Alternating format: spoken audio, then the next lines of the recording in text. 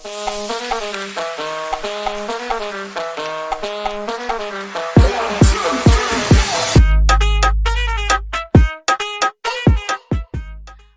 আমরা আছি true brands অরণ্য বাংলা ফাউন্ডেশনের তরফ থেকে বঙ্গ শ্রেষ্ঠ পুরুষ সম্মান 2024-এ, যেখানে আমার সাথে আছেন একজন সোশ্যাল অ্যাক্টিভিটিস্ট মিস্টার বিকি সাহা। তো আমরা তার কাছ থেকে একটু তার অনুপ্রেরণা, তার কিভাবে এই সোশ্যাল অ্যাক্টিভিটিতে আসা, তো সেই সম্পর্কে একটু জেনে নেব। তো কেমন ভাবে আপনার ইন্সপিরেশন কোথা থেকে পেয়েছিলেন? ওরকম কোনো ইন্সপিরেশন ছিল না। ব্যাপারটা হচ্ছে যে আমি নিজের জীবনে প্রচুর দিন না খেতে পেয়ে ঘুমিয়েছি। তো ওই সময়কালের যে না খেতে না খেয়ে, আমি জানি না আপনি কখনো ঘুমিয়েছেন কিনা, না খেয়ে ঘুমোতে না মিডনাইট, আমরা যেটাকে এখন খুব ইংরেজি ভাষায় মিডনাইট ক্রেভিং বলি, যে সারাদিন যার খাবার জোটে না তার রাত্রিবেলা না পেটে অসম্ভব ব্যথা হয়। তো ওই ব্যথাটায় কাটা পাঠার মতো দাপড়াতে হয়। I have went through that feel. যখন আস্তে আস্তে একটু বড় হয়েছি, মনে হয়েছে রোজগার করতে পারি, রোজগার করা শুরু করেছি, কলকাতা শহর চেনা শুরু করেছি পড়াশোনার সূত্রে। আমার প্রথম কলকাতায় হেদুয়া পার্কের পাশে, অনেক দিন 2012-13 সাল হবে, আহ, বেশ কয়েকটা বাচ্চাকে দৌড়তে দেখি, মানে উইদাউট এনি ক্লোথ। তো না, তখন ওদেরকে এক প্যাকেট বিস্কিট কিনে দিয়েছিলাম, জাস্ট ভালো লাগার জায়গা থেকে। তো আমি দেখেছিলাম, যেটা আমাকে প্রথম মানে বাধ্য করে এই সেক্টরটা নিয়ে ভাবতে, সেটা যে এক প্যাকেট বিস্কিট 4-5 জন মিলে উইথ সাম সেকেন্ডস ওরা শেষ করে ফেললো। তো খিদের মর্মটা জ্বালাটা। ঠিক ওখানে, খিদের জ্বালাটা ঠিক ওটা। তো আমি তারপরে আস্তে আস্তে আস্তে আস্তে কিছু পত্র পত্রিকায় যোগাযোগ ছিল, আমি সিনিয়রদের জিজ্ঞেস করা শুরু করলাম। করতে করতে আমি জানলাম কলকাতা শহরে প্রত্যেক রাত্রিবেলা প্রায় 10,000 লোক না খেতে পেয়ে ঘুম। সেখান থেকে আমাদের কাজ শুরু, কালেকশন শুরু। যার বাড়িতে যে কোনো রকম অনুষ্ঠান হয় আমরা সেখান থেকে কালেক্ট করি খাবার, এক্সট্রা খাবার। সেগুলো কলকাতা শহরের কাউকে না কাউকে পৌঁছে দিই। যখন দেখি মানুষ পাচ্ছি না আমরা, আমরা কলকাতা শহরের যারা সারমেয় বন্ধু, বিড়াল বন্ধু এই কলকাতা শহরে আপনার আমার পাশেই যাদের সহাবস্থান, তাদের মধ্যে পৌঁছে দেওয়ার চেষ্টা করি। আর এভাবেই আমাদের কাজ চলছে, চলবে আমি বিশ্বাস মানে করি। আপনি বলছেন আমরা, তো এই আমরা বলতে তার মানে আপনি একা করেন না, আপনার সাথে আপনার বন্ধু বান্ধব অফকোর্স আমার অর্গানাইজেশন আপনি অফকোর্স নিশ্চয়ই একটা অফকোর্স আমার করেছেন। একটা বড় অর্গানাইজেশন আছে, আমি তার পার্ট। আমার অর্গানাইজেশনের নাম হচ্ছে অ্যাক্টিভ ইউথ। আচ্ছা, তো আমি কোনো তার ভাবে পার্ট। যদি কোনো মানুষ আপনাদের সাথে যোগাযোগ করতে চায়, ধরুন অনেকেরই তো বাড়িতে খাবার দাবার হয়তো বেঁচে গেল, আমাদের সোশ্যাল, বা এখন তো সোশ্যাল মিডিয়ার যুগ, আমাদের হ্যাঁ। ফেসবুক পেজ আছে অ্যাক্টিভ ইউথ এনজিও, লিখলেই আপনি আমাদের পাবেন। আচ্ছা। আমরা Google trending one NGO of আচ্ছা। কলকাতা। বাহ। আপনি গুগলে অ্যাক্টিভ ইউথ এনজিও লিখলে আমাদের পাবেন। ওখানেই আমাদের সমস্ত কন্ট্যাক্ট ডিটেলস দেওয়া রয়েছে। আমাদের 24/7 সার্ভিস, আপনারা যে সময় ইচ্ছা কল করে পুরোটা পেতে পারেন। তাহলে আমরা আপনারা রেডি। যারা সাহায্যের হাত বাড়িয়ে দিতে চান এই সমস্ত দুর্লভ শিশুদের জন্য, বা আমাদের যারা পথ শিশু রয়েছে, বা যারা কুকুর ছানা বিড়াল ছানা, আমরা যারা পশু প্রেমী, তো তারাও তো না খেতে পেয়ে অনেক সময়, এখন তো শীতকাল, প্রচুর পশুরা রাস্তায় মানে অবহেলিত হয়। তো আপনারা যারা হাত বাড়িয়ে দিতে চান তারা অবশ্যই অ্যাক্টিভ ইউথের সাথে যোগাযোগ করুন, গুগলে সার্চ করলেই আপনারা পাবেন, এবং সোশ্যাল মিডিয়াতেও ওনাদের পেজ রয়েছে, তাহলেই আপনারা বিকিদার সাথে দেখা করতে পারবেন। আচ্ছা, সেকেন্ড প্রশ্নটা হচ্ছে যে এই যে আজকে আমরা অরণ্য বাংলা ফাউন্ডেশন আর ট্রু ব্র্যান্ডস এর তরফ থেকে সর্বশ্রেষ্ঠ পুরুষ সম্মান 2024-এ এসেছি, তো আপনার কেমন লাগছে, আপনার কি মনে হয়? এটার মনে হওয়াটা একটু অন্যরকম, কারণ ইউজুয়ালি পুরুষদের কেউ করে সম্মান টম্মান দেয় না। হ্যাঁ, পুরুষরা শুধুমাত্র গাধার খাটুনি খাটার জন্যই সমাজের বুকে, মানে বেসিক্যালি পুরুষ হচ্ছে, আহ, আমি ছোটবেলায় একটা রচনা পড়েছিলাম, একটা চুটকি পড়েছিলাম আর কি। হ্যাঁ, আচ্ছা। তো একটি বাচ্চাকে জিজ্ঞেস করা হয়েছে যে ক্লাসের মধ্যে, যে গরুর রচনা লেখো। তো একটি বাচ্চা ভুল লিখেছে, তাকে জিজ্ঞেস করা হয়েছে গরুর রচনা, পাশের বাচ্চাকে বলা হয়েছে যে তুমি বলো তো। ওই যে গরু একটি স্তন্যপ্রায়ী প্রাণী, গরু গৃহপালিত পশু, গরু আমাদের দুধ আহ, দেয়, গরুর চামড়া দিয়ে বেল্ট তৈরি হয়।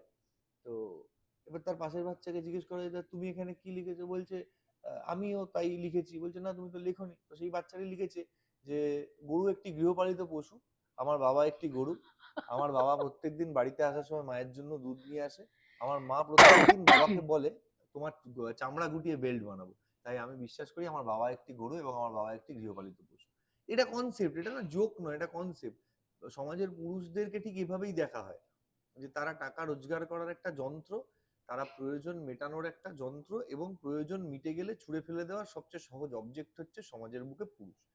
তো এই এই জায়গা থেকে কেউ যে চিন্তা করছে পুরুষদের নিয়ে, যে না এরা পুরুষদের একটা অ্যাওয়ার্ড দেওয়া উচিত, পুরুষদের নিয়ে 2 লাইন লেখা উচিত, পুরুষদের জন্য 2-4 লাইন ভাবা উচিত, পুরুষরাও মানুষ, এটা রিয়াক্ট এটাকে বিশ্বাস না না, করা উচিত, নিশ্চয়ই পুরুষরা এই ছাড়া তো জায়গাটা, নারীরা কখনো থাকতেই পারে না। এইটা যদি সবাই বুঝতো তাহলে তো ভারতবর্ষটা অন্যরকম হতো। তাহলে তো ভারতবর্ষে আর এরকম কিছু না হতো না, না। ওই যে একটা কথা আছে না, যে প্রত্যেকটি পুরুষের পেছনে যেমনি একটি নারীর অবদান থাকে, আমি বিশ্বাস করি প্রত্যেকটি নারীর সফলতার পেছনেও একজন বা দুজন পুরুষের অবদান থাকে। তো কখনোই আমরা অবহেলিত ভাবে একেবারে পুরুষকে দেখি না, এটা ঠিক কথা। আপনি দেখেন না আপনার চোখ ভালো বলে, বাকি যাদের চোখের সমস্যা হয় তারা তো অবহেলার চোখেই দেখে। আসলে পুরুষদের মনে হয় ওটা একটা মেন্টালিটি হয়ে গেছে, একটা মেল ইগোও কাজ করে আমার মনে হয়। না, ইগো টিগো কাজ করে না, কোনো পুরুষের কোনো ইগো কাজ করে না। একটা পুরুষ ঘুম থেকে উঠে রাত্রেবেলা ঘুমোতে যাওয়া অব্দি একটা পুরুষের বেসিক্যালি 4টে কাজ। এক হচ্ছে রোজগার করা, 2 হচ্ছে যদি তার সংসার থাকে সংসারের প্রয়োজনীয় যাবতীয় প্রবলেমটা বা যে কোনো সার্কামস্ট্যান্সেস ফেস করা। 3 নম্বর কাজ হচ্ছে পরের দিন সকালে সে কি করবে সেটা প্ল্যান করা, রাত্রিবেলা ফ্রাস্ট্রেশন নিয়ে ঘুমিয়ে পড়া। এর বাইরে কোনো পুরুষের কোনো কাজ নেই। এবার ব্যাপারটা হচ্ছে এটা তাহলে যুক্তি তর্কের ব্যাপারে চলে যাবে, তো তর্কে বহুদূর, তো আমাদের সময় খুব কম। তো আমরা তাই জন্য আর পরবর্তী আপনাদের মানে কি কর্মসূচি আছে বা কি আমাদের ভাবনা চিন্তা আমাদের করছেন? আমাদের আমাদের বিগত দিনের বা আগামী বা পরবর্তী এরকম কিছু থাকে না। আমাদের ডেইলি মানে আমরা ৩৬৫ দিন আমি আপনার এই অনুষ্ঠান থেকে বাড়ি যাব। বাড়ি গিয়ে জামা কাপড়টুকু বদলাবো। বদলে আমার পাড়াতেই একজনের আজকে সম্ভবত বউ ভাত বা বিয়ে কিছু একটা আচ্ছা আচ্ছা। রয়েছে। তো আমাকে উনি বলেছেন ১১টার মধ্যে জানিয়ে দেবেন যে কত খাবার বেঁচে যাবে। তো বিয়ে বাড়িতে তো ইউজুয়ালি খাবার বাহ। বেঁচেই যায়। হ্যাঁ, বেঁচেই যায়। এটা বিয়ে বাড়ি, বউ ভাত, এই বা অন্নপ্রাশন, জন্মদিন এগুলোতে তো প্রচুর মানুষকে ইনভিটেশন করা হয়, তো স্বাভাবিক কারণে প্রচুর খাবার বাঁচে। তো আমি এখান থেকে বেরিয়ে বাড়ি গিয়ে বালতি গামলাগুলো স্টোর করে, যে ছেলেটি আমাদের ছোটা হাতি নিয়ে আসেন, আমার ছোটা হাতি বন্ধু, তার সঙ্গে যোগাযোগ করে তৈরি হয়ে থাকবো। 11:30-12টা বাজলে দিব্য যাদের বাড়িতে খাবার বেঁচে গেছে সে খাবারগুলো কালেক্ট করে কলকাতা শহরে নিয়ে বেরিয়ে পড়বো, যেটা না, এটাই আমাদের আমি রেগুলারের কাজ। মানে আমি যেটা প্রশ্নটা করতে চাইছিলাম যে আপনাদের ভবিষ্যৎ পরিকল্পনা কি, সেটা হচ্ছে হ্যাঁ, ভবিষ্যৎ পরিকল্পনা মানে যদি বলেন, ভবিষ্যৎ পরিকল্পনা আমাদের ইচ্ছে আছে আমরা একটা ড্রাইভ করব আমরা, বা রাজ্য সরকার, কেন্দ্রের সরকার সকলের কাছেই অনুরোধ রাখবো যে আমরা এমন একটা শহর তৈরি করতে চাইবো, আমাদের স্বপ্ন এমন একটা কলকাতা শহর তৈরি হবে, যে কলকাতা শহরে আহ, একটা দিন আমরা আনবো যেদিন আর কেউ না খেয়ে শোবে না। প্রত্যেক মানুষ, ফুটপাতে থাকা মানুষ, রাস্তায় ঘুরে বেড়ানো সারমেয় বন্ধুটি, গাছের ডালে বাসা করে বসা পাখি বন্ধুটি, বাড়ির বাইরে ভিড় জমানো পায়রাগুলো, প্রত্যেকে তার সাফিসিয়েন্ট ফুড পাবে। তারা ঘুমোতে যাওয়ার আগে ভর পেটে ঘুমোতে যাবে, আচ্ছা, ভর পেট আমার একটা খাবারে জিনিস ঘুমোতে যাবে। আপনাকে একটু ইন্টারাপ্ট করার আছে, সেটা হচ্ছে আপনি তো এই যে সবার মানে অন্ন দানের যে ব্যাপারটা আর কি, আপনি সেটা আর কি ভাবনা চিন্তা করেছেন যাতে কেউ না খেতে পেয়ে না মানে শোয়ে, বা কোনো বাচ্চা যাতে না খেতে পারে, এই যে পাড়িয়ারা যারা রয়েছে আমাদের আশেপাশে তারাও যাতে কেউ না খেয়ে না থাকে। তো আপনাদের কি কোনোদিন মনে হয় যে কেউ যদি এগিয়ে আসে তাদের জন্য একটা শেল্টার হোমের ব্যবস্থা করা, যেখানে আমরা খাবারের তো ব্যবস্থা আমরা পাচ্ছি রেগুলার, কিন্তু তাদের মানে থাকার দরকারটা, এই পাড়িয়াদের থাকার জায়গাটাও করে দেওয়া দরকার। উচিত তো, আমি তো মনে করি করা উচিত, কিন্তু ব্যাপারটা হচ্ছে সমস্যাটা অন্য জায়গায়। সমস্যাটা হচ্ছে যে আমাদের শহরটা বর্তমানে বড্ড বেশি কনজাস্টেড। এখানে দাঁড়িয়ে সারমেয়দের জন্য আলাদা আলাদা কোনো প্লেস ওরম ভাবে ক্রিয়েট করা, কারণ ওরা তো মানুষ নয়। ওদেরকে আপনি কখনোই এই ছাঁচের মধ্যে ফেলতে পারবেন না। যে ধরুন আপনি মোহাম্মদ আলী পার্কের পাশে বা এমজি রোডের ওপরে একটা কোনো শেল্টার করলেন, বড় শেল্টার, সারা কলকাতার সমস্ত সারমেয় বন্ধু ওখানে এসে রাত্রিবেলা ঘুমোবে। যেটা প্রয়োজনীয় সেটা হচ্ছে প্রত্যেকের, আমাদের যাদের নিজের বাড়ি আছে, আমার নেই, যাদের আছে, যাদের ফ্ল্যাট আছে, একটা ছোট্ট প্রেমাইসেস বার করা, সেখানে কিচ্ছু না, একটা টিনের শেড, 2 কৌটো জল, আর 2-4 প্যাকেট বিস্কিট দিয়ে রাখলেন। যে আসুক, যদি বৃষ্টি হয়, আপনার পাশের পাড়া থেকে একটা কুকুর হয়তো বৃষ্টির মধ্যে ভিজে আটকে গেছে, প্রত্যেকের বাড়িতে যদি একটা ছোট্ট জায়গা থাকে, একটা যদি 5 ফিটের জায়গা বার করা যায়, 5 ফিটের জায়গাতে আমরা বাড়ির বাড়তি খবরের কাগজ রেখে দিই বাড়ির বাইরে। ছোট্ট 5 ফিট জায়গা বার করা গেলে সেখানে ওরা চাপাচাপি করে, ওরা তো মানুষ নয়, ওদের মধ্যে অনেক বেশি ইউনিটি। কোঅর্ডিনেশন রয়েছে। ওরা একটা 5 ফুট জায়গাতে দিব্য তার ঘাড়ে উঠে 4-5 জন থেকে যাবে, তো বৃষ্টিটা ভিজবে না, কটা দিন ভালো থাকবে, কটা দিন। সেম গোজ টু বা ফুটপাতের শিশুদের, বাচ্চাগুলো, পথ শিশুদের জন্য? ফুটপাতের বাচ্চাগুলোদের জন্য সেম বিষয়টা প্রযোজ্য। ওদেরও খুব বড় কিছু লাগে না। একটু ছোট করে একটা জায়গা যদি রাখা যায় বা প্রত্যেকে যদি আমরা দায়িত্ব নিই যে প্রত্যেক দিন আমরা একটা বাচ্চাকে চলার পথে, আমার পাড়ার হতে পারে, পাশের পাড়ার হতে পারে, আর কলকাতা শহরে এসে একটা বাচ্চাকে আমি ২ প্যাকেট বিস্কিট খাইয়ে দেবো। ২ টো জামা কিনে দেবো।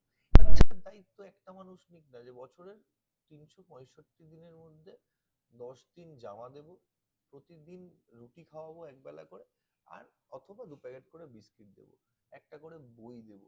সারা বছর একটা বাচ্চার পেছনে ২,০০০ থেকে ৩,০০০ টাকা যদি একটা মানুষ খরচ করে, সেই বাচ্চাটা কোনো দিন না খেয়ে থাকবে না, গ্যারান্টি আছে। আমি তথ্য দিয়ে আপনাকে বলে দিতে পারি। সারা বছরে ২,০০০ টাকা প্রচুর মানুষের অকারণ খরচ হয়, কোনো কারণ ছাড়া।